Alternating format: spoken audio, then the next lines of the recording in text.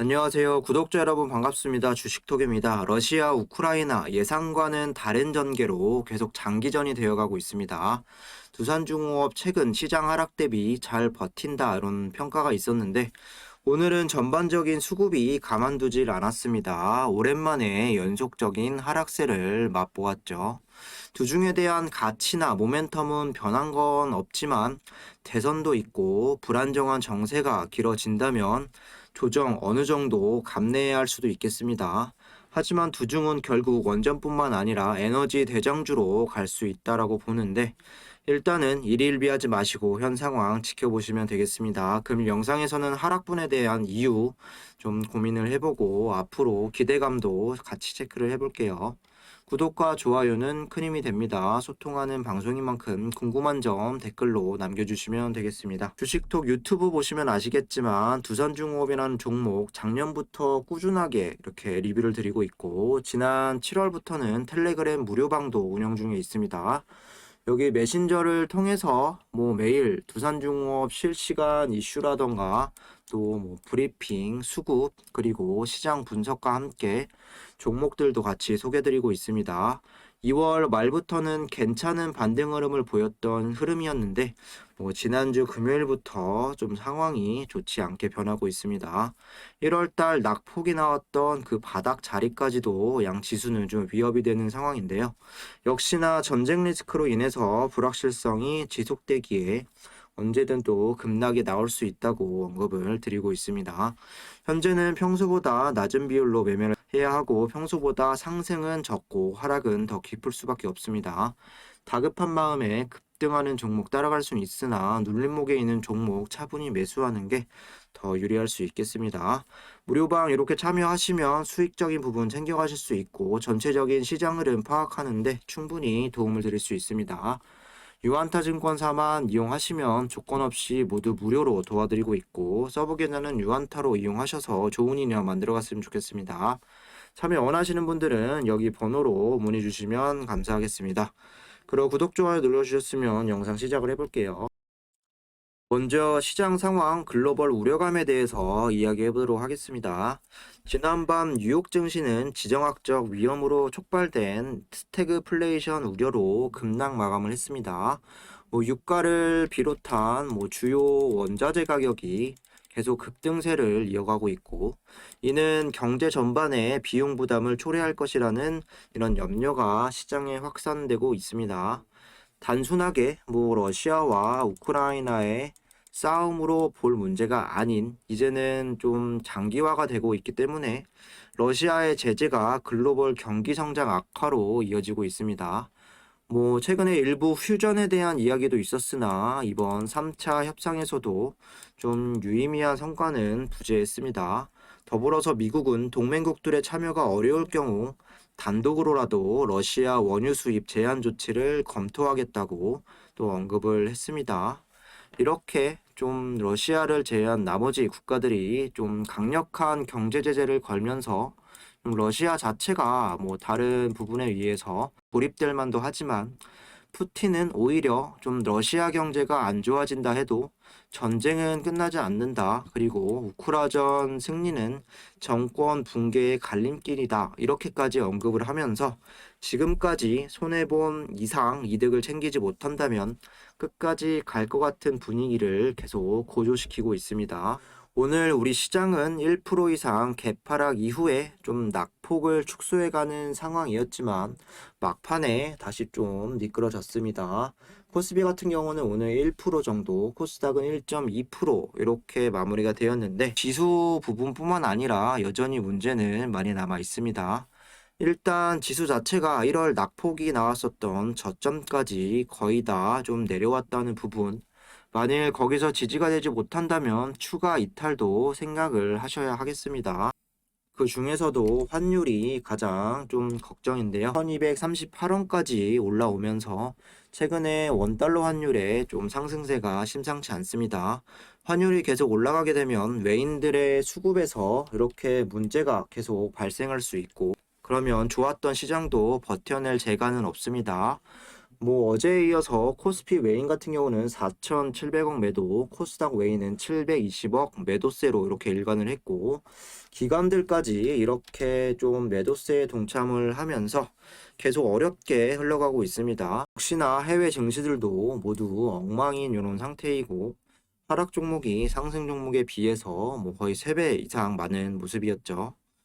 뭐 지정학적 리스크의 우리 시장은 또 내일 대선이라는 이런 이벤트를 앞두고 있기 때문에 또 결과에 따라서 뭐 이번 주 남은 시장도 변동성은 상당히 클 수도 있습니다. 그럼 과연 이번 대선 결과에 따라서 두산중공업은 앞으로 어떻게 움직임을 가져갈 수 있을지 많이 궁금해 하시는 것 같습니다.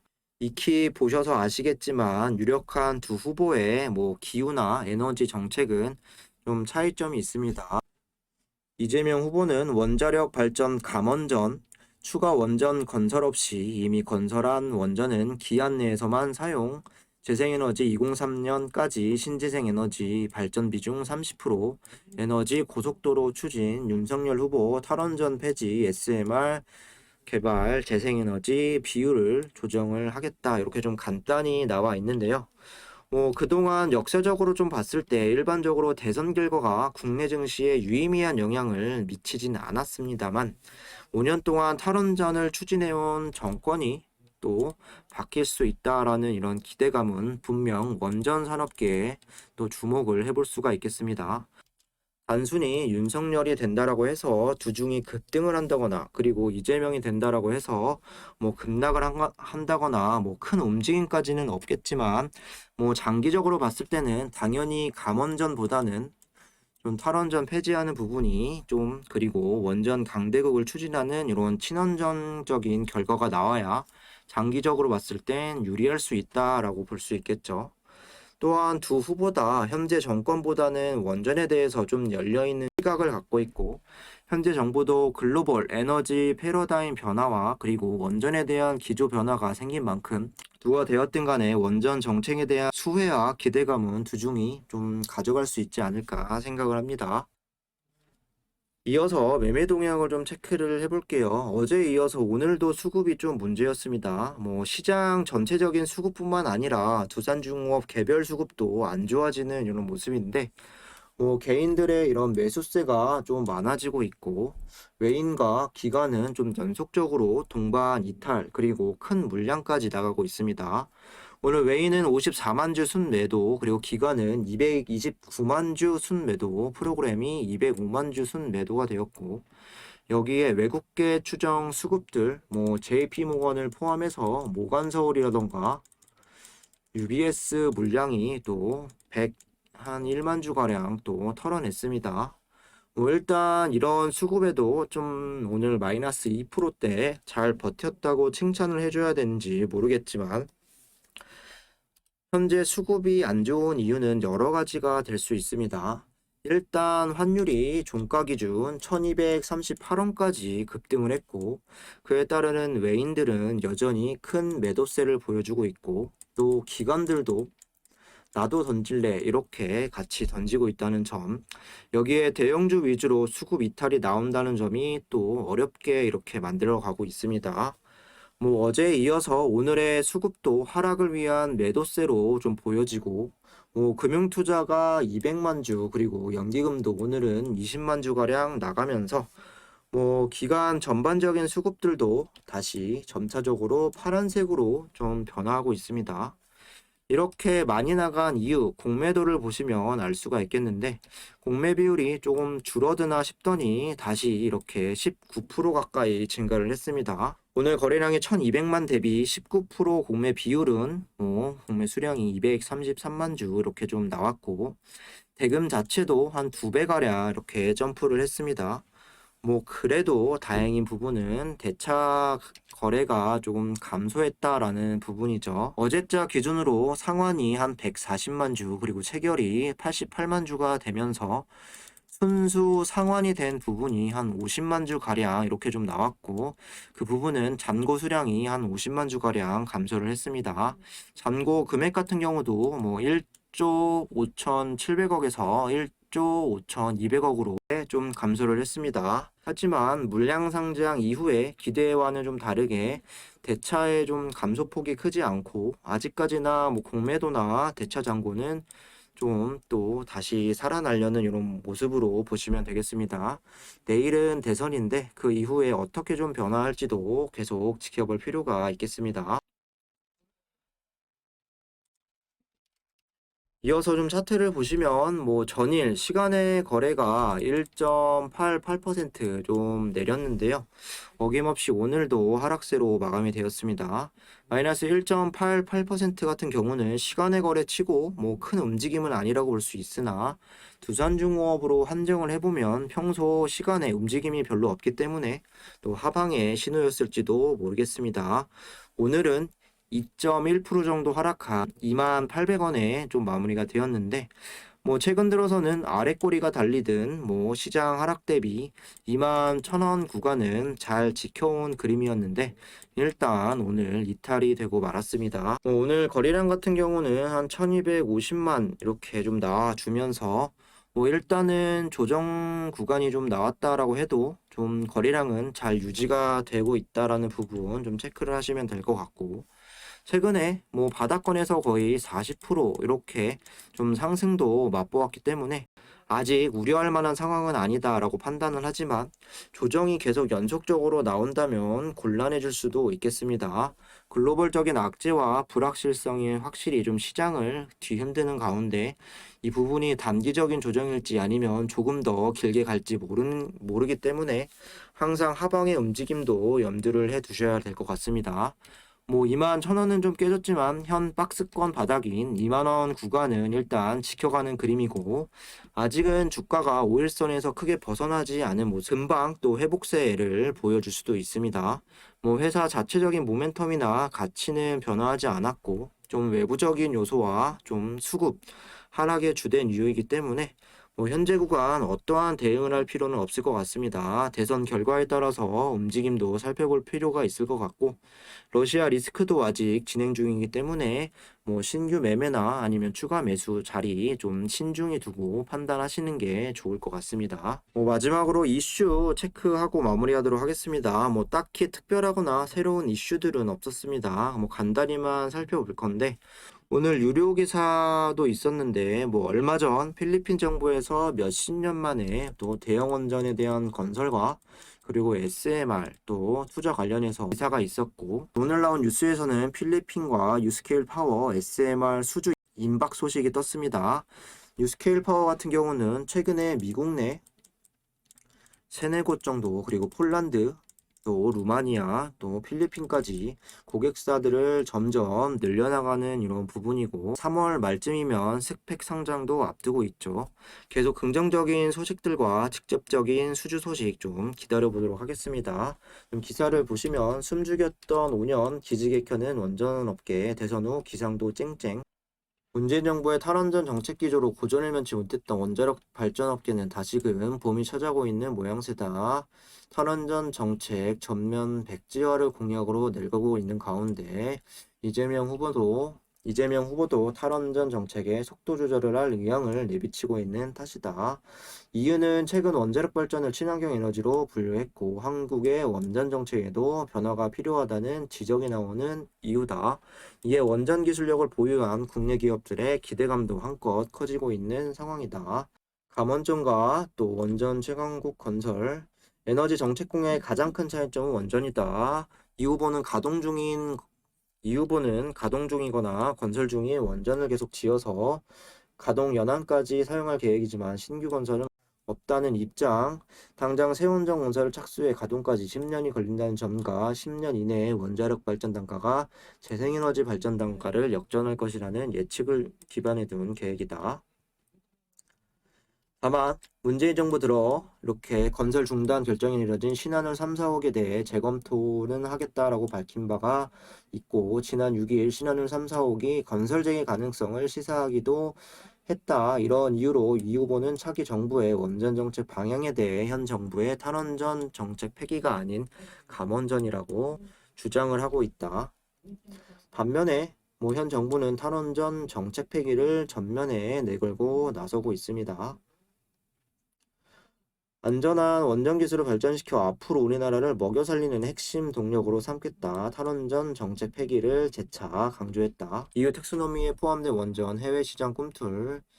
두 후보의 가장 큰 차이점은 원전의 비중이다. 이 후보는 원전을 2030년까지 재생에너지 비중 30% 달성을 위한 디딤돌로 삼겠다는 계획인 반면 윤 후보는 에너지 정책의 중심을 원전에 놓고 재생에너지는 보조 수단으로 육성하겠다는 방침이다. 이런 가운데 지난 2월 EU 국가 간의 치열한 공방 끝에 EU 텍소노미에 친환경 가스와 함께 원전이 포함되면서 또 다른 국면을 맞이했다.